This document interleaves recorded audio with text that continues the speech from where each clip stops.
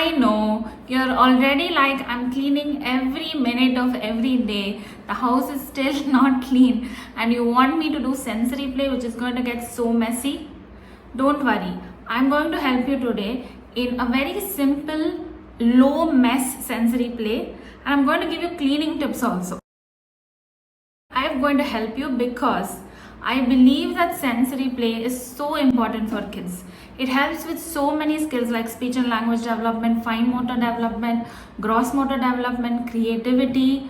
Not just that, especially for our neurodivergent kids, it helps so much with sensory processing. That is, if your child is tactile aversive, they don't like certain things to touch, it's going to help them. If your child is tactile seeking, they want to keep touching things, they want to keep licking things, they want to keep moving, it's going to help them too. And it also helps children who have a mixed profile. Children, some days they don't like certain textures, some days they are really craving to touch certain things. It helps all kids. When we made Speakeroo and especially Writeroo for children who struggle with writing time and there's a lot of tantrums during writing, we made sure we made it very sensorily satisfying. So when the child touches or drags, it feels really good for them, but still not addictive. So do check out Writeroo, our recent app that helps kids with writing. And it is so good for the whole brain development. But before we get into the video, I have something very important to tell you. I know you see all these perfect sensory play DIY videos on YouTube and Instagram, and the moms have perfect manicured nails. The house is so clean and spotless. But I want to give you a reality check that nobody's house is like that. It's all staged and it's made to look like that because that's when people are going to watch and feel impressed by it. So I want you to know that real life is messy. Real life is going to not look perfect Instagram worthy, and that's completely okay, because the most important thing that matters is you try it and you do it almost as consistently as you can, and that your child benefits from it. That's all that matters. So to start off, you're going to need three main things, but I'm going to tell you some things you can do before and after to make it low mess, easy to clean up and everything. So first thing is the place where you're going to do it. If you have a nice backyard and garden with some sunlight, that is the best place to do sensory play because there's like literally not much to clean. But if you are like me in an apartment and you don't have certain things, then the best thing to do is in your small balcony itself. Or if you have a big bathroom, you could actually do sensory play in the bathroom, so any watery mess is easy to clean up. Or just a corner. But for our example, I've just set up a mat in the corner of the room, and this is where we are going to do sensory play. Now, because there's going to be mess, I want you to take some form of big cloth like an old bed sheet, old curtains that you're not using anymore, and keep it specifically for sensory play and spread it all over the place. If you're also worried that your child might touch the wall with paint and everything, there are these pools like plastic pools that you can get, and you can do the sensory play inside that, so everything is cleanable. And we've set up the place. Now let's see what things you need.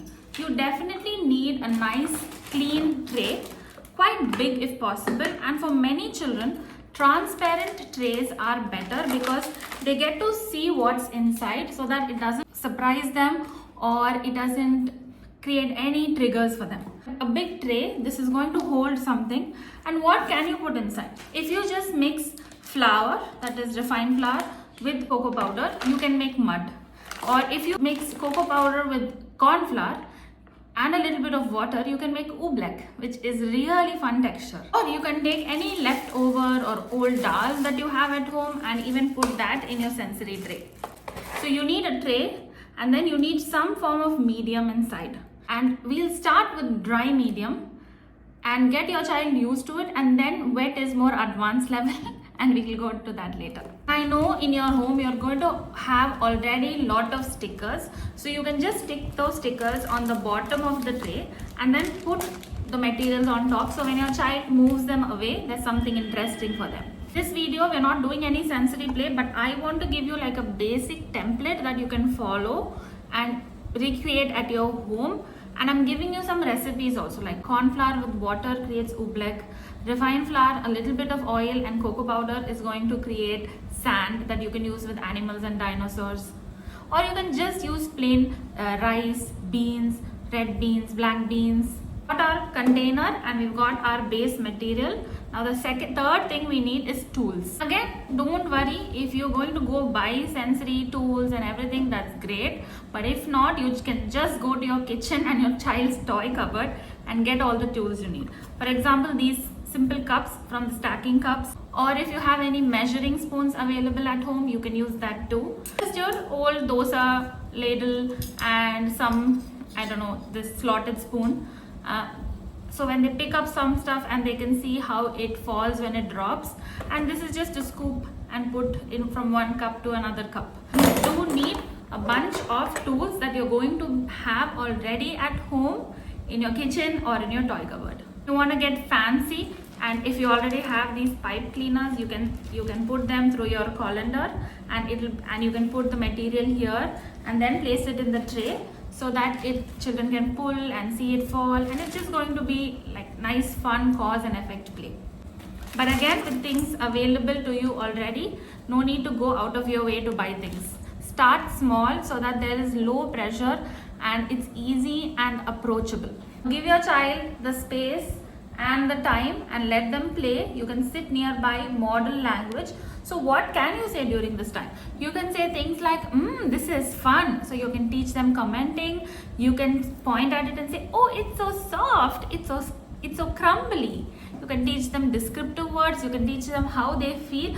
Oh, I love this. This is so good. Now the time for sensory play entirely depends on your child. So if your child, like I said, has tactile aversiveness, they are not going to want to touch any of these textures, in which case the tools can be very helpful. So they don't have to touch it with their hands, but if just model scooping and dropping, model gathering it together with a spatula, it's okay if they don't touch right away, but at least they are interested and curious about it. Work on that. And for a tactile seeker especially, they love squeezing it, touching it, rubbing it. They might even put it all over their body.